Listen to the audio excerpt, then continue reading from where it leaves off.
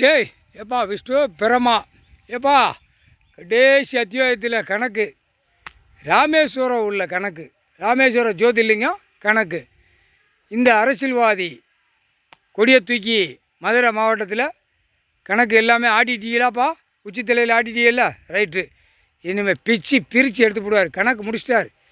இந்த கொடியால் தமிழ்நாடு டு டெல்லி வரைக்கும் கீழே கொடிக்கம்பம் சாஞ்ச மாதிரி எல்லா குடும்பமும் அவனுடைய அரசியல் குடும்பம் அந்த கொடி குடும்பம் எல்லாமே சரிஞ்சு நாசமாக கந்தல் கோலமாக போயிடுவான். எங்கே போகிறானே தெரியாது, அட்ரஸ் தெரியாமல் அட்ரஸ் இல்லாமல் ஆக்கிடுவார். கடவுள் தான் முடியும், கடவுள் அந்த கணக்கை விட்றா அப்படின்ட்டார். புரியுதா? இப்போ சிங்கம் அப்படிங்க, நான் சிங்கம் மாதிரி வருவோம்ங்க, சிங்கம் மாதிரி நக்குவோம்ங்க. நக்குடா, சிங்கம் மாதிரி இருந்தேன்னா ஒத்தியில் வரணும். ஏண்டா பாடி கேட்டுக்கு அதான் பாடி கேட்டு வச்சுருக்கான், பாடி கேட்டு சுற்றி பாடி கேட்டு வச்சுருப்பான். ஏன்னா 10,000 கோடி கையில் இருக்குல்ல, ஒரு எலும்பு துண்டு மாதிரி ஒரு பாடி கட்டை 2 பேர்த்துக்கு இற போட்டு வளர்த்து அப்படி ஜம்முன்னு அப்படி கூட்டத்தில் போகல தூக்கி ஓரத்தில் நிப்பாட்டி வச்சுருப்பான். 100 பேர் 50 பேர் பாடி கட்டை நிப்பாட்டி வச்சுருப்பான். எல்லா அரசியல்வாதியும் நிப்பாட்டி வச்சுருப்பான்.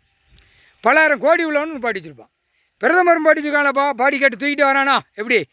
இல்லை முட்டா பேல கண்டார ஒளிமனை, உனக்கு என்ன அர்த்தம்னா சல்லித்தனம் ரவுடித்தனம். அப்போ ரவுடிக்கு ரவுடித்தனமாக சுற்றி போராட்டமாக கொண்டு போய் அங்கங்கே என் மோரை பாருன்னு இந்த பேப்பரை வச்சு விளையாண்டு காட்டுதான்.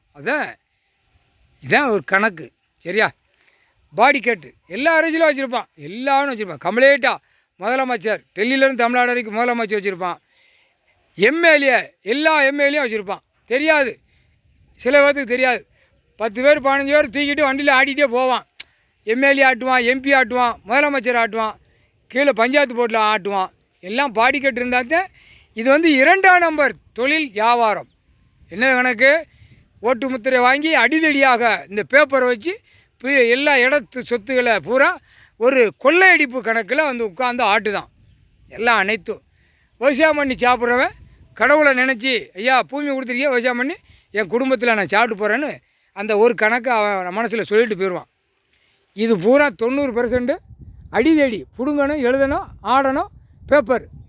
இது என்ன பேப்பரு? இப்போ எல்லாம் கஞ்சா போயலை சாராயம் விஸ்கி பிராந்தி விற்கான், இது போதை. அதே மாதிரி இந்த பேப்பர் பணம் போதை ஆக்கிட்டான். மூளை இருந்துச்சுன்னா அந்த வேலையெல்லாம் செய்ய மாட்டான். மூளை இல்லாதனால தான் ஆட்டுக்கறி, கோழிக்கறி, பன்னிக்கறி, எல்லா கறியும் மாட்டுக்கறி எல்லாம் தின்னுட்டு அந்த பிறண்டு போய் அலையுதான். இப்போ நாட்டுக்கு நாய்க்கறியை திங்கணும்னு அலையுதான், வெறி ஆகிட்டான். சரியா? அதனால் நாய்க்குட்டி கணக்கு போட்டார். எல்லாமே அடைக்கக்கூடாது, எதுவுமே செய்யக்கூடாதுன்ட்டாருப்பா. கடவுளே கணக்கு போட்டார். அதுகளாட்டு அதாட்டு சாப்பிட்டு அதாட்டு போட்டோம் அப்படின்ட்டார். இந்த அநியாயப்பட்டு வாயில் பேசுகிறவன் குடும்பம் நாசமாக போயிடும் அப்படின்ட்டார். அவரே சொல்லிட்டார், ஐயாவே சொல்லிட்டார், கடவுளே சொல்லிட்டார். அவன் குடும்பம் நாசமாக போயிடும். தெரு வீதியில் போய் அவனாட்டு சங்கு ஊதி சுடுகாட்டு எரிப்பு போயிடுவான். கால பயிரவரை பேசக்கூடாது. அதுக்கு பூமியில் எதுக்கு போட்டிருக்காருன்னு அது அவருக்கு தான் தெரியும். பூமியில் எதுக்கு விதைச்சி விட்ருக்காருன்னு அவருக்கு தான் தெரியும், கடவுளுக்கு தான் தெரியும். மானிட பேருக்கு தெரியாது. இதான் கணக்கு போட்டாச்சுப்பா. எல்லா நாய்க்குட்டிக்கு சுதந்திரம் ஐயா கொடுத்துட்டாரு. இன்னும் அடைச்சானா அவனே அடைபட்டு போவான். யார்? அரசியல்வாதி, பிரதமர், குடியரசு, ஜனாதிபதி, எம்எல்ஏ, எம்பி, முதலமைச்சர், பஞ்சாயத்து போர்டு, வார்டு வரைக்கும் எல்லாவனும் அவனே செயலறையில் அதில் எப்படி மாட்டி கொண்டு போகிறானோ அதே மாதிரி தெரு வீதியாக அந்த செயலறை மாதிரி வண்டியை வச்சு இழுத்துகிட்டே போவாங்க. நீ வச்ச வேணா உனக்கு, உனக்கே வச்ச வேணா உனக்கு. அதான் கணக்கு. கடவுள் விட்டார். முக்கால் சாத்தியம் 8 நாட்டு சனீஸ்வரி ஆமனாயி ஏப்பா ஏமங்காலம் தூரம் கூட்டு போயிருங்க, போங்க வெறும் அடிங்க, சப்புன்னு அடிங்க.